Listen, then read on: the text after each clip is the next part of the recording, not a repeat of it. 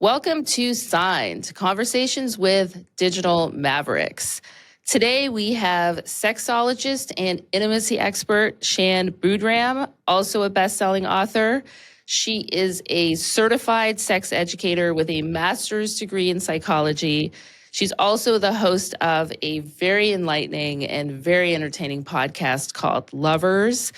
She recently put out her very own masterclass called The Art of Sex Appeal, which is incredible. I had a chance to watch it and it's amazing. Welcome to the show, Shan Boodram. Signed, Conversations with Digital Mavericks. So I looked back and I think we've been working together since 2017. Those were like the last emails I could find and I'm like, 8 years. Yes. That seems about right, because I think I started working with Adam shortly before that. And I don't know, Adam, my manager, when you guys started working together, but he was like, there's this woman named Anita. She is from Toronto. She's also Indian. You guys would hit it off. And so when we went to New York, we ended up meeting with you. And I feel like at that time, you didn't have kids or you had just had one, but it was really early. No, because my first was 2018. So I don't think I met you before that for sure, because there's proof of us working together from 2017. But I do remember meeting you. It was a real quick meeting in New York. I think that you were getting changed. Like you were like literally maybe had just gotten off a flight and you were headed to somewhere, like some appearance or something. And it was very quick, but we connected and thankfully we've been working together ever since. And I'm incredibly grateful for that. Obviously you're an incredible person and client. And I'm glad you mentioned this because I was gonna talk about this. Funny enough, we actually have a lot in common. We are both Canadian. We both have. Well, I'm 100% Indian, which nobody knows because I'm so light skinned. But both my parents are Indian. We both studied in Canada, so we both went to school there, and that's where our stories start to diametrically to go in completely different directions. But not. I mean, we're both working in entertainment. We're both moms of 2 kids, both married to Americans. Absolutely. Yes. Got that green card. Got that green card. I have my citizenship, so there you go. I might be a step ahead of you on the immigration journey, but I think that there's a lot of links between us. And I remember I saw you when you were about to give birth to your second baby, and I was just starting to think about having kids. And so you really gave me a lot of great advice on how to tackle being a working mom, and a lot of seeing your success and how you were able to incorporate your business and your livelihood with your motherhood was a great inspiration and driving force for me for having kids. So I tend to think that we have a lot in common, and that's because I look up to you and model a lot of my life after you. Oh, wow. Well, thank you. That's incredibly kind of you. And I appreciate that. And I remember that meeting. We were in Williamsburg. We had lunch, again, with Adam Krasner, your manager. And I do remember that we talked a lot about it. And I definitely, I'm so curious to hear, like, now you've got your 2 beautiful girls. How's it going? Better every day, girl. Better every day. Yeah, I know. I hear you. Well, so my kids grateful. are 7 and 5, and your kids are a couple years behind. They're 2 and 4, but my oldest will be 5 in November. My youngest will be 3 in August. So I'm going to have to say 3 and 5, but probably the next 6 months or so. But right now I get to say 2 and 4, which I love that. I think I'm going to mourn when they're 7 and 5 because people tend to be like, oh, okay, you got it now. And 2 and 4, everyone's like, whoa, you're still in it. I'm like, let me tell you, yes, I absolutely am. Oh, yeah. We're going through a thing right now where the youngest coughs every night before she's about to fall asleep. She coughs until she throws up. So there's just always towels and like bed sheets hanging over our banister, and it's messy. It's a lot. And, caring for people who the world is trying to kill them. Yeah. And trying to protect those small people. Or they're trying to kill themselves somehow, accidentally. It's a lot. Running into traffic and whatnot. Yeah. They don't have emotional regulation, and they're learning about themselves and the world, and they're doing that while living in close proximity to another human being who also doesn't have emotional regulation, which is their sibling. So it's definitely a lot. But I mean, all the things they say that are so cliche are true. It's the moment where they hold your hand. My daughter, actually, I think she's gotten to know this. At the end of the day, because she wants to stay up longer, she will just say the most incredible things to me. She'll be like, Mom, my dream is to be your best friend. Mom, I just love you so much. And she just prolong staying up and just like tell me these like lovely things. So there's so many moments, and you get to see them do something for the first time. We went rock climbing with them yesterday. Their dad was so freaked out, but they were so courageous. So like there's like all these like really great moments, and it keeps getting better the less that they throw up and poop everywhere. Yes, absolutely. And that sums it up. Yeah, I mean, I've never felt my heart explode before I had kids. So, and explode in the best possible way. So, yeah, I can totally relate to you on that. So let's go right back to the beginning. Let's go to Shan pre-kid, Shan pre-Jared, pre-creator. So I listened to your podcast when you were on Dax Shepard's podcast, Armchair Expert. Now here you are unsigned. I love it. From Dax Shepard to Anita Sharma. Dreams come true. From 20 million or 50 million downloads to 5. Here we are. But I thank you for taking the time. So on that podcast, you would explain that, when you were younger, you always had a fascination with bodies and sex, curious about it. So tell me about that, how it all kind of started. Yeah, especially, sorry to interrupt, especially considering your upbringing, which was fairly conservative, as was my own. Yeah, I think most of us millennials, and I'm not sure, I'm interested for Gen Alpha, which is my kids' generation, but maybe millennials and even Gen Zs and certainly Gen X and boomers can relate to not growing up in an environment that educated you about sex or informed you or even about relationships. And so sex ed has kind of been a long-running bad joke, a multi-generational, multi-ethnic, multi-racial human joke, right? Like we all kind of experience this no matter if we grew up in Pakistan or we grew up in Pickering, which is the city in Toronto that I grew up in. Which I know, of course, being Canadian. Yeah. Right. Yeah, exactly. You don't have to explain.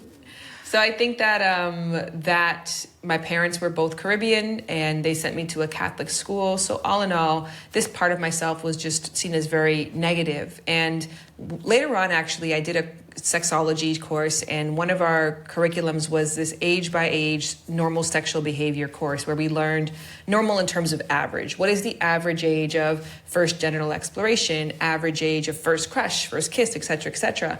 And it was such a mind-blowing course for me because I realized that I thought I was fast, abnormal, something was wrong with me, I was lewd, but I was actually almost dead smack in what the average number is, all the way up actually until my sexual debut, which happened at age 16. And again, even when that happened, when I first had sex and my parents found out, they made it seem like I did something so terrible to them. Like I went out of my way to harm them. Like that's just how personal they took it. Yeah, a lot of shame associated with sex. A lot of shame for them as parents. Like I failed. Yeah. How could I do this? How could you do this to me?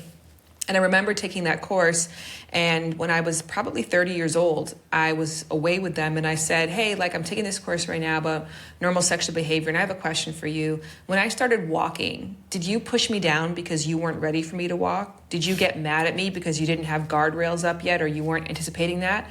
Like, no, like you saw that my body was developing in a certain way, and then you adjusted your parenting to suit that. And why was it when I started to become sexually interested, you didn't take that approach? Like you made it seem like I was doing something bad when I was just responding to my body, my own development. And then it started a good conversation between us. And we now, of course, have a much better relationship around sex and intimacy. And I had a wonderful childhood. That was just one particular part that was very challenging for my parents, and they will admit to that. But that to be said, I definitely was very interested in intimacy and the body and touch and crushes. But I would say it in a very age-appropriate way. What's interesting about you is that you're actually a legitimate expert.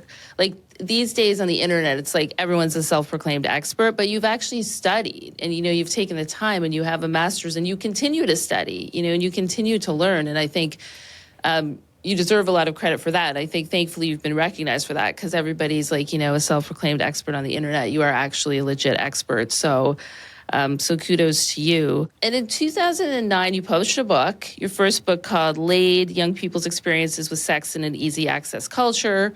So that sounds like sort of a natural progression for you. You were interested, you wrote a book. I mean, you were so young. You wrote a book. That's incredible. So what compelled you to write the book? Was it just that there was nothing, nothing else out there? I mean, besides Sue Johansson? 100%. Yes, exactly that.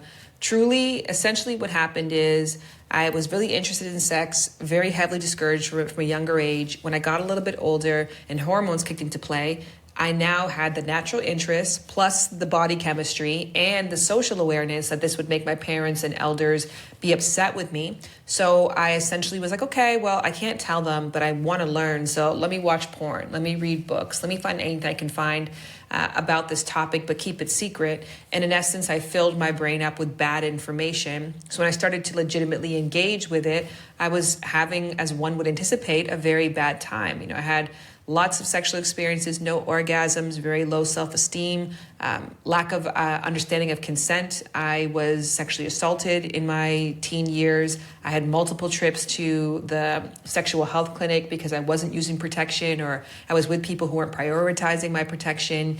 And all of this was kind of done in secret. And when I went away to college, I went to Coppin State University in Baltimore on a scholarship for a year. But when I went away there, I had an opportunity to actually sit with my teammates, right? Because I was around the same group of girls day in, day out. And you realize this coming from Canada to America, everything is just so much more intense over here. So I ran track in Canada, and it was 3 times a week, a track meet once every month. In America, it was such a practice in the morning, practice in the night, compete every weekend. Fridays, you're staying in, you're doing study hall with your teammates. So you got really close with this group. And we started having these honest conversations about sex. And I realized I wasn't alone as I thought I was, and I wasn't broken.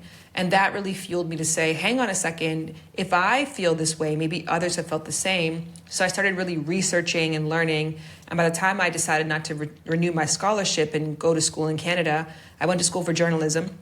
And day one of journalism school, they tell you write what you know. You know sports, you become a sports reporter. You know entertainment, you become an entertainment reporter. And I was like, well, I know fucking, so let me write about that. Let's that be my thing. So that's how my book came about, because I spent my entire college education diving into that topic and then really honing in on what that premise originally was, is how do I get real people's stories, their lived experiences, and find the truth and the lesson in that. Because what I found is that there were a lot of really good information in nonfiction books, but all of the storylines and the good-looking people and the interest component was in fiction. So I was like, someone needs to merge the two and make real life just as interesting. Sex ed essentially needs to utilize the sex sells component. So that's what LAID was, and that came out in 2009 when I was 24 years old.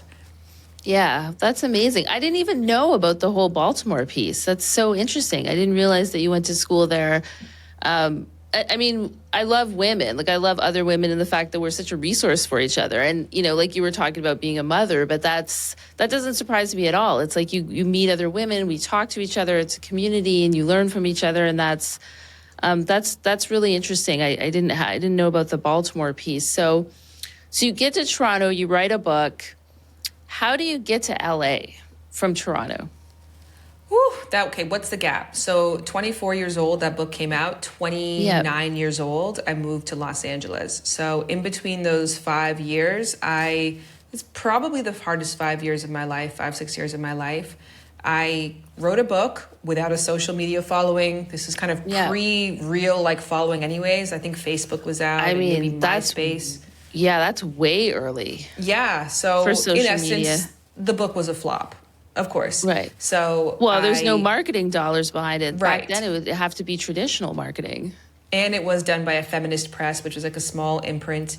Jessica Valenti was the starring feminist author who was on this imprint. It was called Seal Press, but nothing happened with it. So that was disappointing. And so in essence, I started just trying to live and make money. So I graduated from print journalism. I then got a sex ed certification at University of Toronto, but it was obviously not a bulk of jobs for sex educators. Right. So I ended up becoming a wedding photographer, and I did background in movies, which is a lot of people strangely will watch Mean Girls and be like, are you in the opening scene bumping Lindsay Lohan?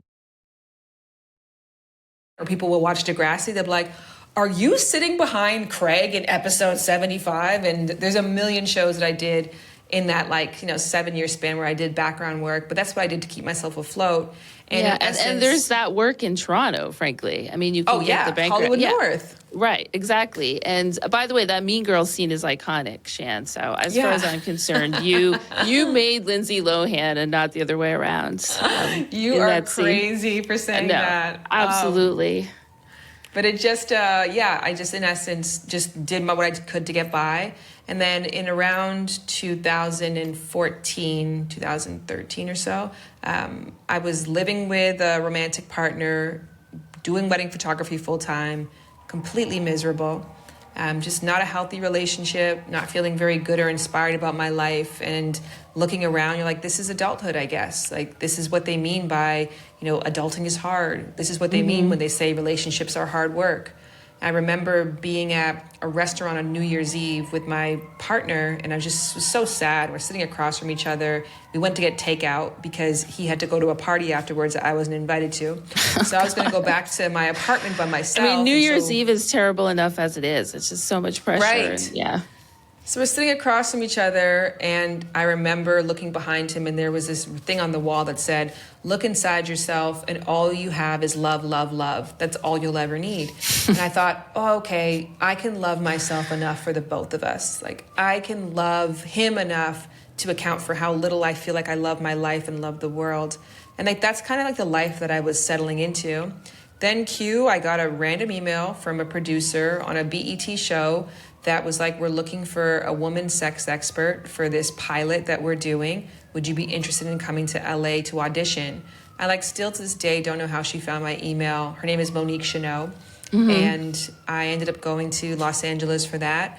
I got the show, I got the job. I definitely was auditioning a lot, but that BET one was the first one that was really in my field, and thankfully, the first one that I landed. You get the BET gig, doesn't get picked up, must be hugely disappointing for you, but you're in LA, right? So yeah, I actually wasn't in LA. I was still in Toronto, but the job got declined, but my visa got approved.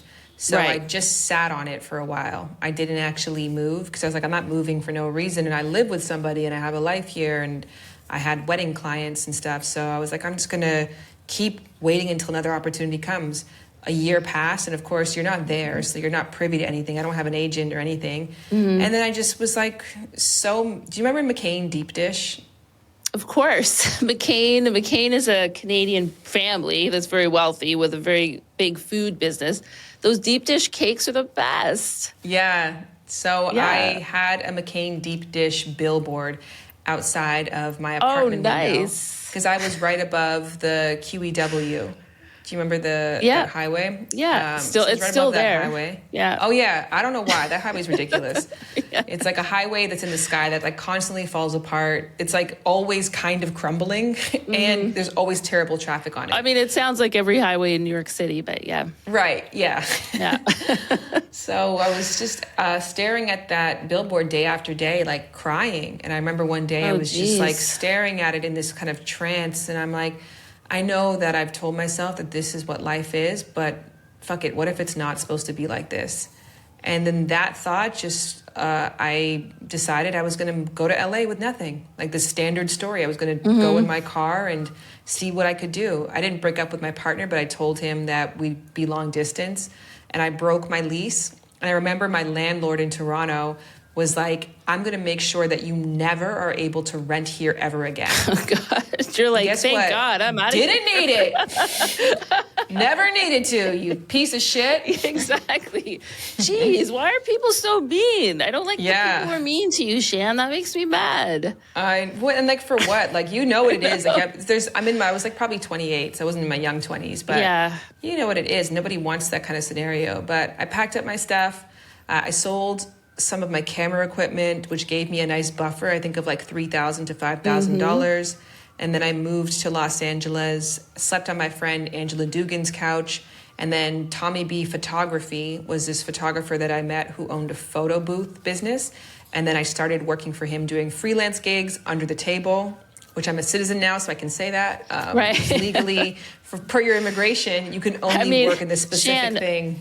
These days, we might have to take that out, but Yeah, Right. we'll think about it.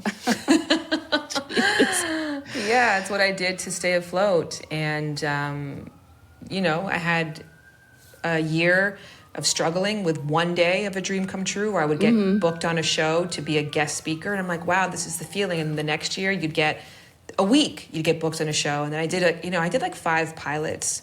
And so all of it just kind of kept building my confidence. And then next thing you know, I decided to start a YouTube channel.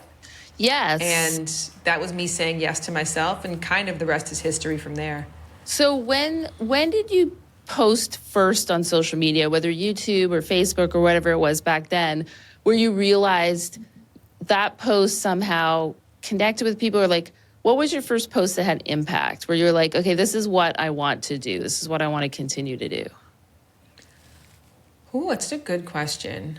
I'm trying to think, like, because there's different times. Like when my book came out in 2009, I did like make content around that. I don't know if anything like particularly connected or landed in that sort of big way, but I had a little something. I was able to go on MTV with Sue Johansson. They had a sex ed series. So I did that like really early on, maybe even like 2007 in my career. So I had little moments where I got a little look here and there. And just to explain for the 5 listeners that we have, just to explain to my family. No, but Sue Johansson was a sex expert in Canada, and she was kind of ahead of her time back in the day. And I remember being a kid and watching her, by the way, on cable access with her banana and the condoms. And my friends and I would have sleepovers and watch it after our parents went to sleep because we thought it was hilarious, because we'd never seen anybody do anything like that. Sadly, she passed in 2023, but I just wanted to explain the reference because only you and I are going to get who Sue Johansson is, and any other Canadian listening to this. Sex in a hot tub, okay? Now, the hot tub has got chlorine in it, hasn't it? Absolutely, got chlorine in it, I know that. It seems like you started posting on social media and you liked it. Like, it seems like you liked it and you just kept at it. And I remember your early videos. Like, I remember talking about being like in a non-monogamous relationship and things. Like, I was like, wow, like this woman is so cool. Like, I've never heard anybody talk about this stuff openly. And then Jared, your now husband, would like come on, and you guys you were like the sexiest, coolest couple, talking like so open, and you still are, but talking so openly about this stuff, and I'd never seen anything like it. Oh, that's so beautiful. Yeah, so it was kind of 2000, to answer your question, the first big video I had, I think, was the biggest mistake that women make during sex. And then, of course, I made the biggest mistake that men make, the biggest mistake that puppies make, the biggest mistake that cupcakes make. When you get something that works on YouTube, you're like, let me do this in so many different ways. But in essence, I did a pilot for MTV called Unprotected Text, which was helping. Such a good title. That's a great title. But that was a pilot that I did that I had so much faith in. I'm like, this is going to launch me. This is going to launch my career, all my hopes and dreams, all the saving, all the pain. When I moved to LA, it was definitely a better life because I was on my path and I was able to reinvent myself in so many ways. But I was impoverished, like really just constantly at $0 in my account. I actually was doing a tour with BET called Wrap It Up for HIV awareness. And I had so little money that they didn't pay you, but they covered your travel. Right. I would stress out about getting a car service to pick me up because I had no money to tip. So I would like overcompensate by talking and asking them so many questions. Right. I knew I couldn't tip them in the end. I'm like, let me just make it worth their while. To convince them you're a nice person, yeah. But later on, I learned that the company tips on your behalf. So I was just like, I didn't even need to do all that. Oh, interesting. Okay.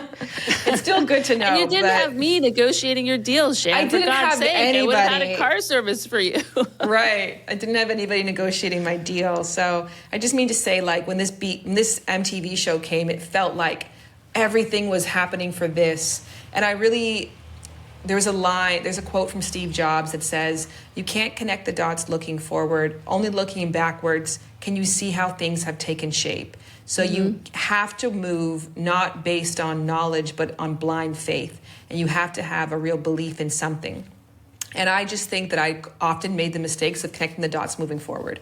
I would always do that of like, oh, okay, like if I get this job, then this will happen, then this, and I've already made this huge elaborate shape for my future that when the next dot didn't connect, I'd be completely crumbled and demolished. And I kind of kept doing that. So on this last time where again I put all of my hopes and dreams, and I was going to church and I'm like, God wants me to have this job, and I had an altar like, this is the reason why this and that. I made everything kind of make sense. And so when it didn't come through, I was like, why am I waiting for somebody else to make my dream come true? I'm just going to go on YouTube and show these people exactly how I envision a show with me starring in it would look, how I envision sex education to look.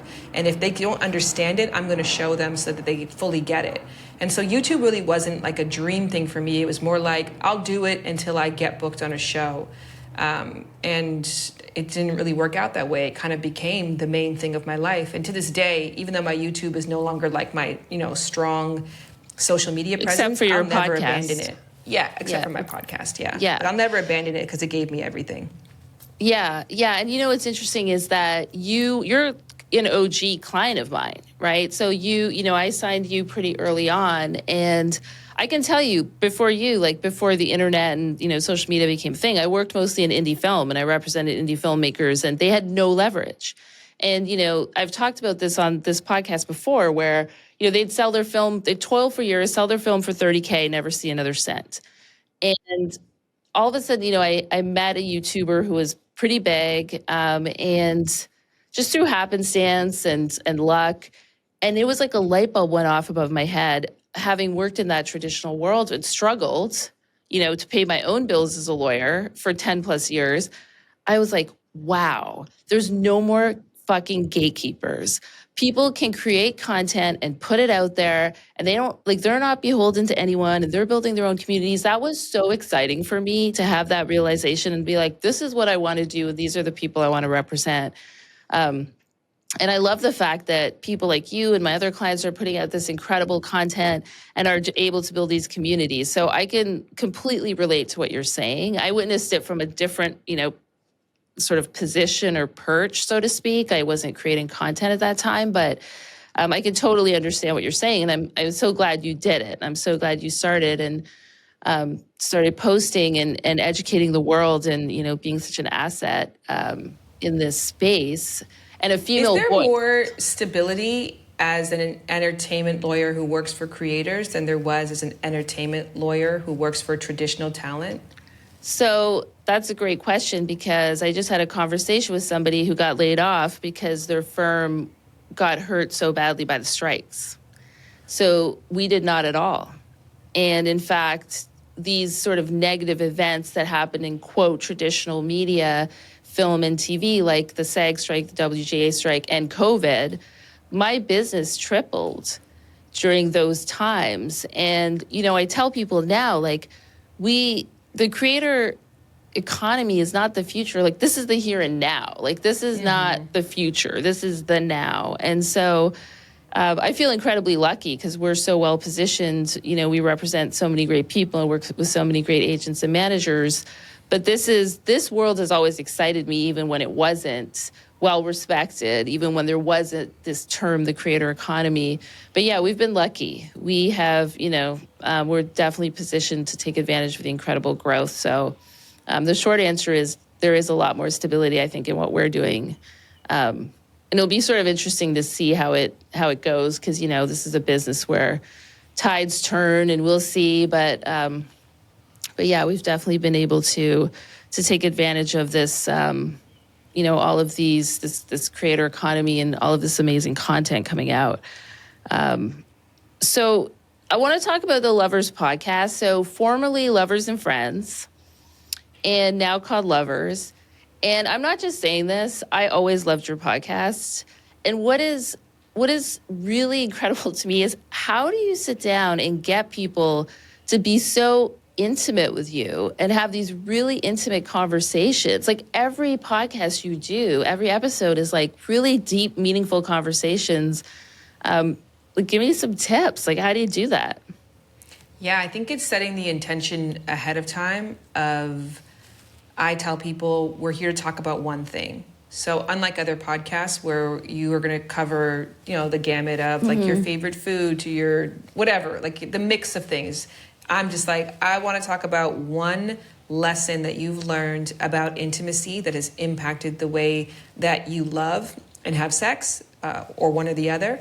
And then I want you to tell me the story of how you learned that lesson, and then share any resources that have helped you deepen this understanding. And that's how everyone starts. So I think setting the intention for people that this is the depth in which I want to talk to you, and you need a topic that we can talk about for 40 minutes. So I will say off the bat that probably does majority of the work, and people want to impress, right? So they're going to try to think of something that's like very profound or very deep for them. I think the challenge I have sometimes with my podcast is like, I'll tell people the lesson doesn't have to be something vulnerable. You can literally be like, why I learned that wearing socks during orgasm is just the way to go. Yeah. It could be that. It could be like the best lube for anal sex. Right. It doesn't have to be like the episode that we have this week was with an actor who was essentially saying, I'm with a really great person, but I don't feel the things I thought I was supposed to feel in love.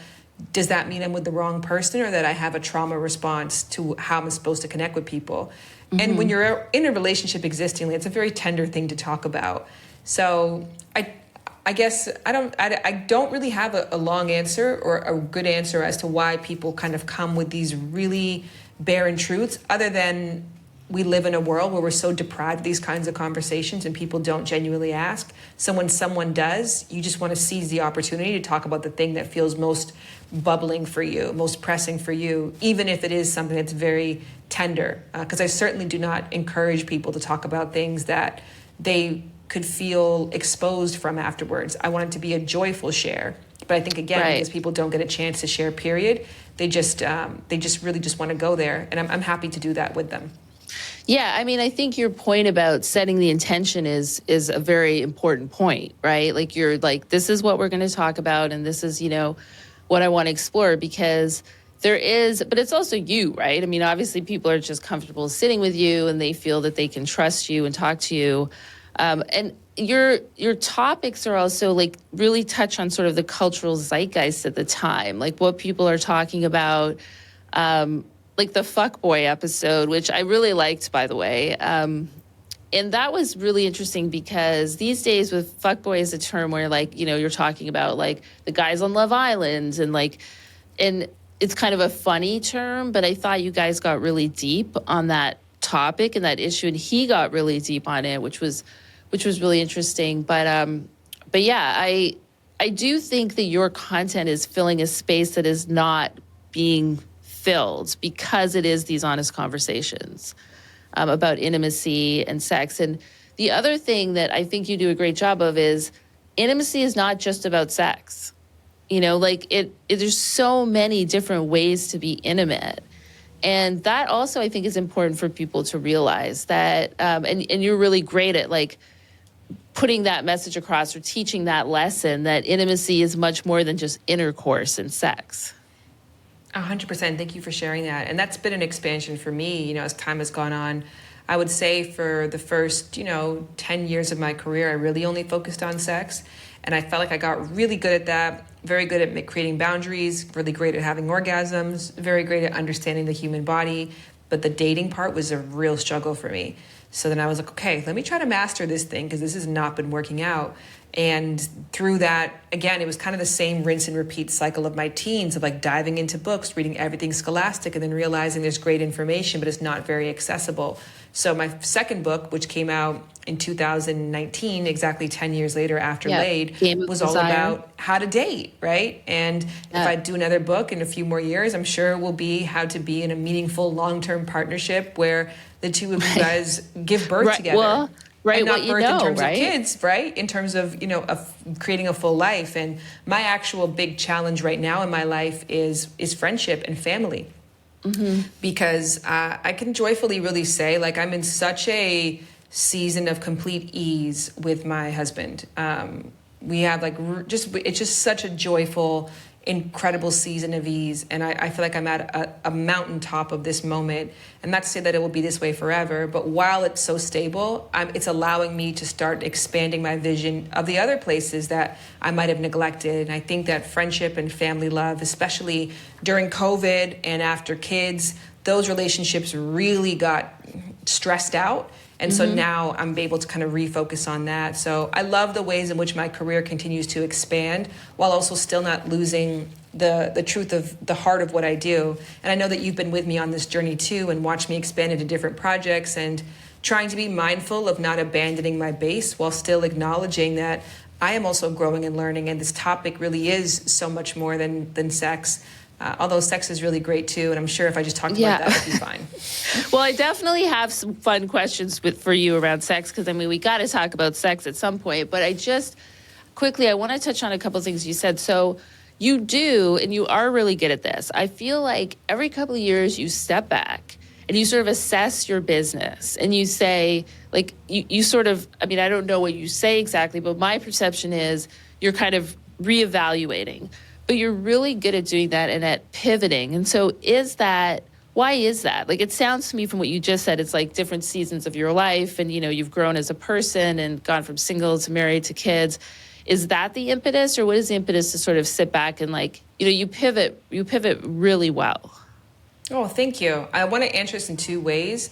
One which is like the feel way, one which is the real way. And I don't know what is the right answer, but I'll give the real way too. Of when I first started doing well on YouTube, maybe when we first met or shortly before it, I met with an accounting firm, and their first thing was like, okay, well, you have about a year and a half left until you lose relevancy. So let's try to set you up financially in order for you to actually be able to maintain some of the wealth that you accrue during this very limited time.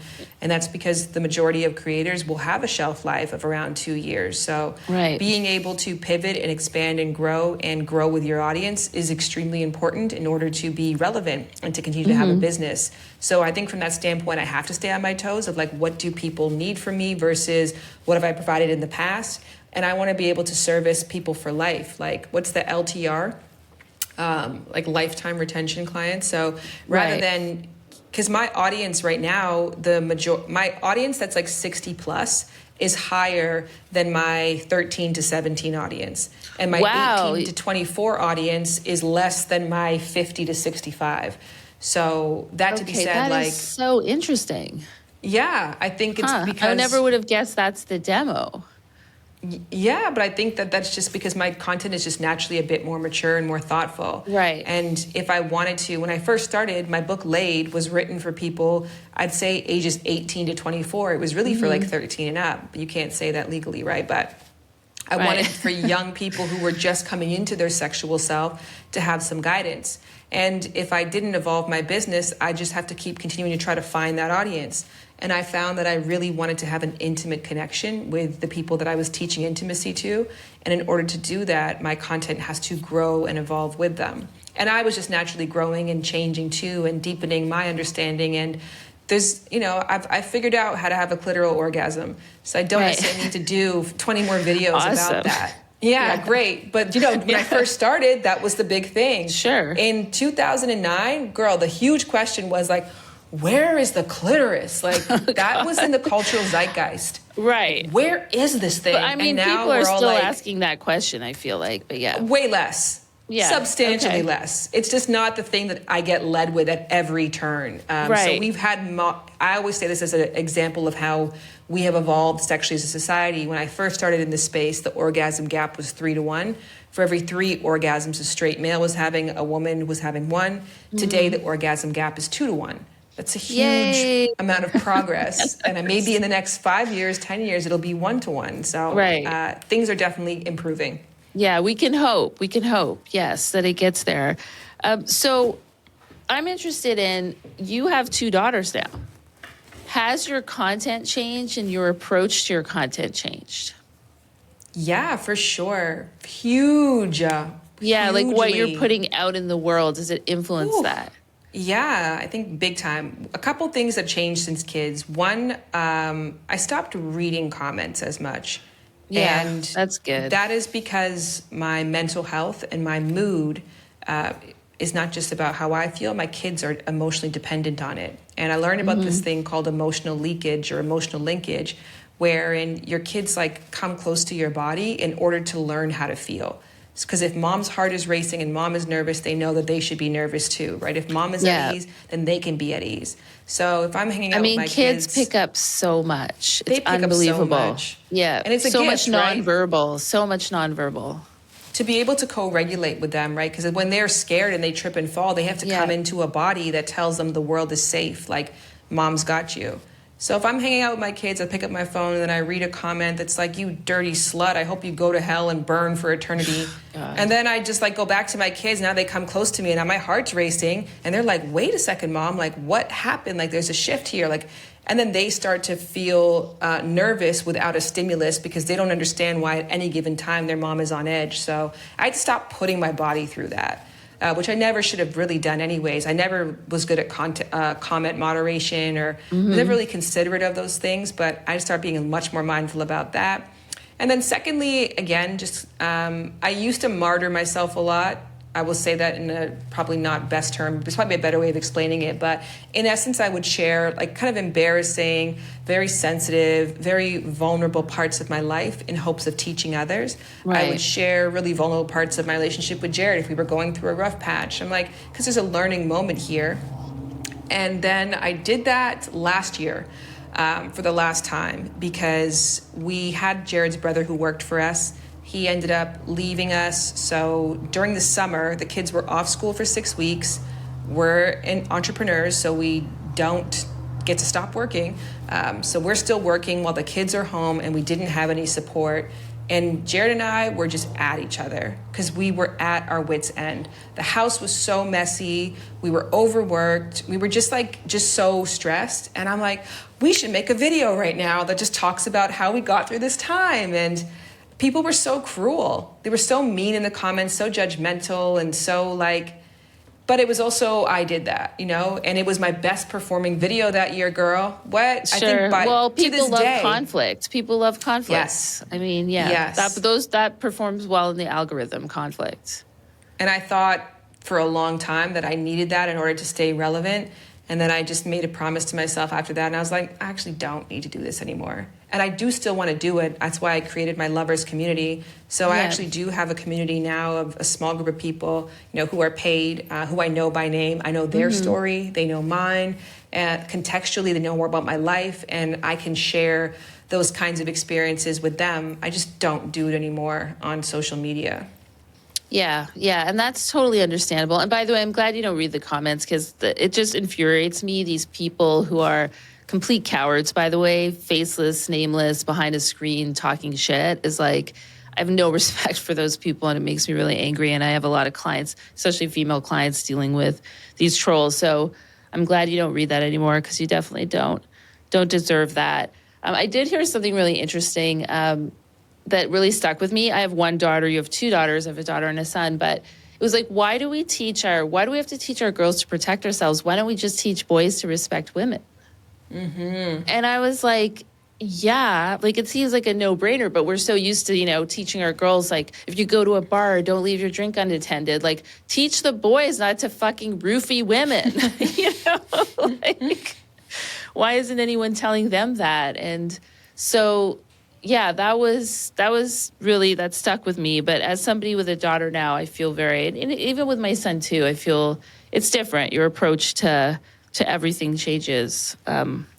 Yeah, I know that we're in a season of like doom and gloom. The world is getting worse. People are getting worse. But in this particular area of intimacy, at least amongst the people in my zeitgeist, it's getting so much better. And I know so many amazing moms who are having these kinds of conversations with their sons, who are teaching them about equitability, who are not teaching them weaponized incompetence, who are teaching them about consent, and also sharing that information with their daughters. So I feel so hopeful. I love millennial parents, and I'm sure I'll love Gen Z parents because I do love Gen Z as well. But I go to the park and I see millennial parents. I'm just blown away by them. So I have a lot of immense hope for the future. Yeah, I agree 100%. And I think it is a really depressing time in the world right now. But I look at my kids and I'm like, those kids are going to fix it. Like, those kids are smart. They talk, they're communicating, they're open. Yeah, my daughter thinks the word vagina is the most hilarious word in the world. And my son is doing the whole, it's like, yeah, they're very funny about their private parts, penises and vaginas. They're at that age where they're talking about it and discovering it. And it's a lot of fun to watch. But yeah, it gives me hope as well. So let's talk about sex quickly because, we've got a sex expert on, so we got to talk about sex. I want to know the question that you're most asked around sex. Differences in libido. Oh, really? Oh, that's interesting. Mismatched libido, probably number one. Number two is confidence, like feeling confident in your sex appeal, feeling confident in your ability to attract people.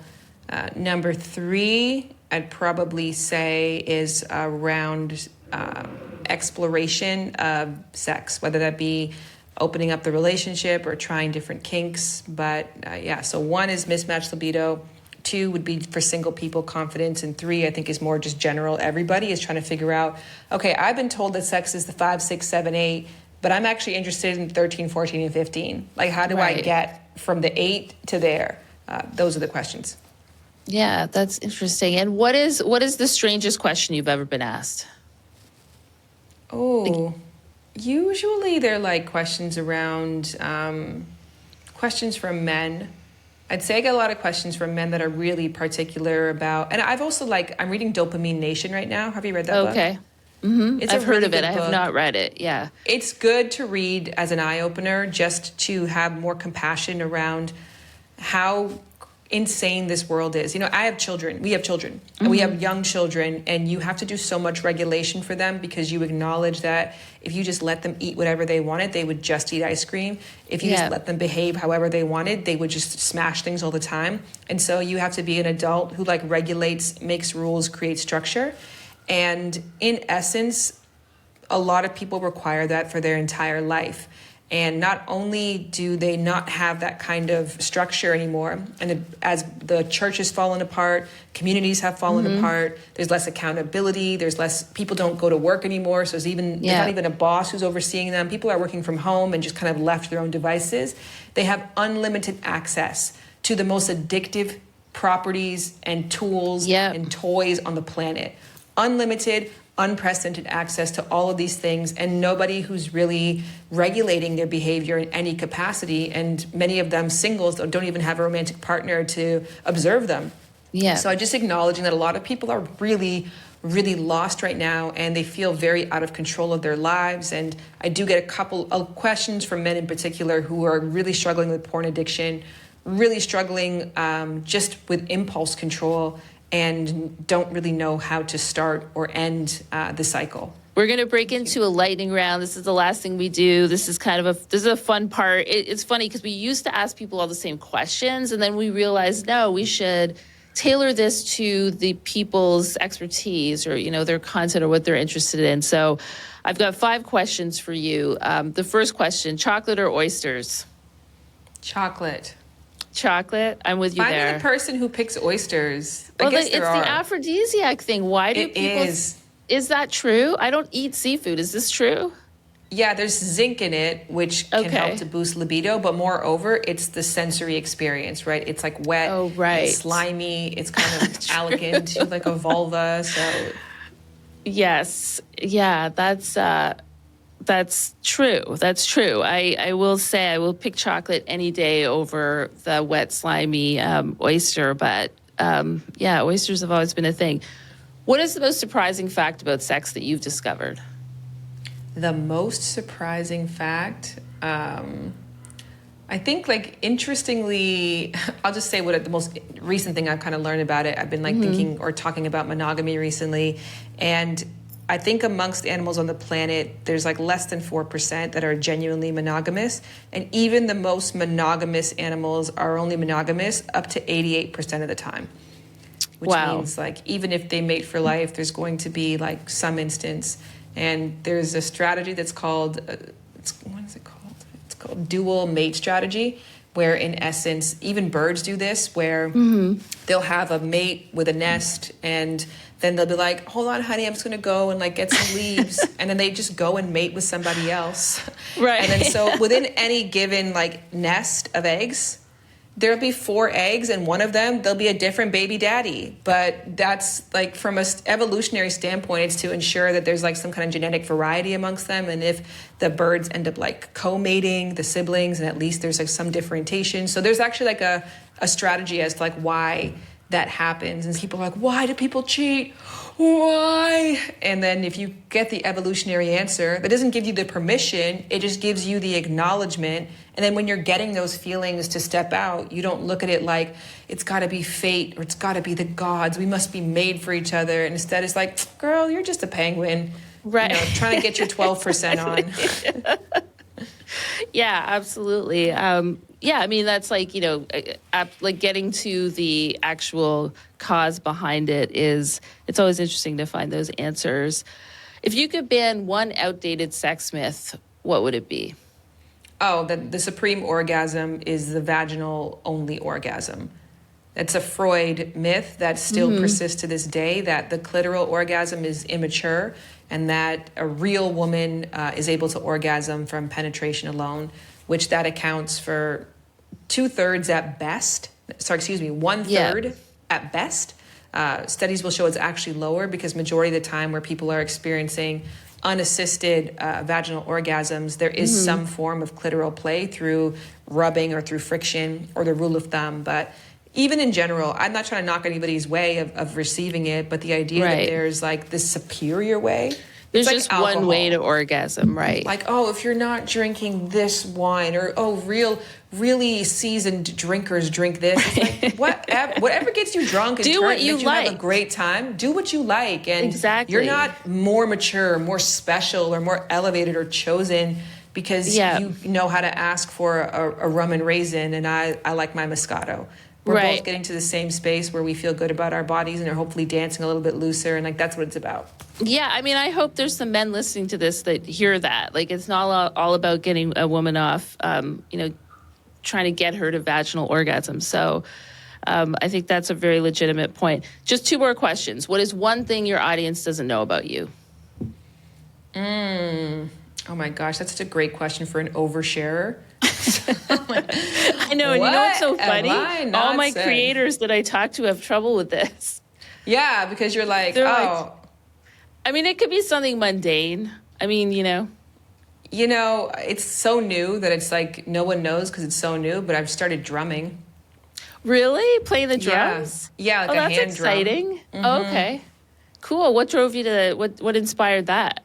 I love it. Like, do you know, like, any song that has, like, hand drums, like, like, I love it. It just, like, gets me going. The Kanye West Lost in the World, it's the ending part, that who will survive in America?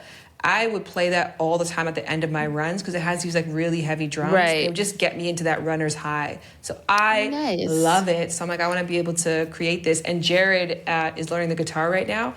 So every night the girls go to bed and he's been playing the guitar. And I'm like, oh, I want an instrument too. Oh, so fun. Maybe that'll be your next evolution, Shan. You and Jared doing music together. I know Jared does music. Yes, making the band. So my son plays the drums, by the way. I'm going to send you a video after this of him playing. It's very cute, but really into it. So last question, and this is always a funny one, and this is something I ask every guest on my podcast. If you were not a creator, what would you be? Oh, my goodness. I'd work for a creator. Oh, yeah? I'm so good at it. I understand it so much. I'd work for another sex educator. Right. I have an employee who sits there usually, Yancy, shout out to Yancy. I imported her from Canada. You know about this because I asked you for help on this. She is a sex educator who is great at graphic design, a good editor, did some work in photography, essentially kind of similar to me, kind of curated, piecemealed all the skills that you need. And I'm just so lucky to have found her. And I think that the only way I could have found her was going to Canada because everybody worth their salt who can have these skills in LA works for Mr. Beast. So I'm really glad that I was able to snatch her up. But I'm just so good at it. And I mentored Winnie Harlow. Oh, nice. I did her audition tape for her for America's Next Top Model. I was the first person to shoot her photos for her. Yeah, I've seen you guys hanging out online in your videos and stuff. She's super cool too. So yeah, cool. There was a time where it was like I could have worked for her because I was really good at it. I was good at organizing. I was good at seeing the vision, I ended up doing my own thing. But in a different life, like I'd be great at that. I would completely crush it, and I'm so suited for what I do for a living. I would just do it in a different way. Yeah, absolutely. I 100% agree with that. So thank you so much, Shan, for taking all this time to talk to me. I know you're incredibly busy. I know firsthand you're incredibly busy because I know everything you're working on. And, you know, you've got 2 little beautiful babies. Not babies for much longer, but my babies will always be my babies. So that's what I call them. But thanks again. And it's so nice to be able to just sit and chat with you because we never get to do this. So this podcast is also a great excuse for me to do that. Yeah. That's really the number one hack with podcasts, truly, is just getting to like have the kinds of, it's the intention, right? Yeah. And when you're on a podcast, you never look at your phone. You never, like, you just really lock in with people. So you can call it a podcast or call it coffee, but we all need this. And I'm grateful for the time, Anita, as always. Signed, Conversations with Digital Mavericks.